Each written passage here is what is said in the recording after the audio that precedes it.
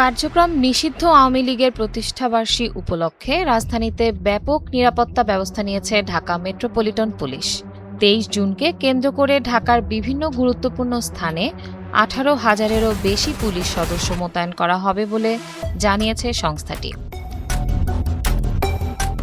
ডিএমপির media and public relations বিভাগ থেকে পাঠানো সংবাদ বিজ্ঞপ্তিতে জানানো হয়, প্রতিষ্ঠা বার্ষিকীকে ঘিরে যে কোনো ধরনের অপ্রীতিকর ঘটনা এড়াতে রাজধানী জুড়ে বিশেষ নিরাপত্তা পরিকল্পনা গ্রহণ করা হয়েছে।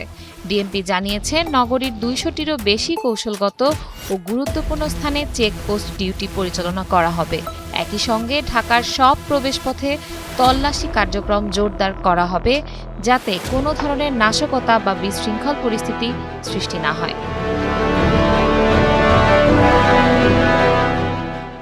নিরাপত্তার ব্যবস্থার অংশ হিসেবে নিয়মিত পুলিশের পাশাপাশি মাঠে সক্রিয় থাকবে ডিএমপির বিশেষায়িত ইউনিট ডিবি এবং counter terrorism and transnational crime CTTC.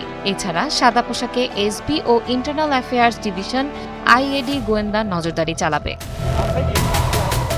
যে কোনো জরুরি পরিস্থিতি মোকাবেলায় মহানগরের বিভিন্ন স্থানে ১৫টি কুইক রেসপন্স টিম প্রস্তুত রাখা হবে।